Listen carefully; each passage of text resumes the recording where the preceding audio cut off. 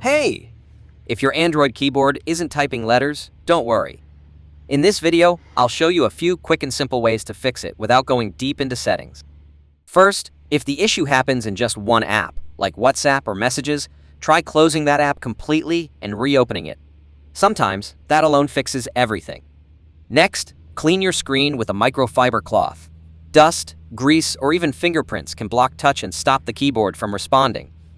Also, if you recently added a screen protector or a new case, remove it for a moment and test again. Sometimes, they mess with touch sensitivity around the keyboard area. Now, try switching to a different keyboard temporarily.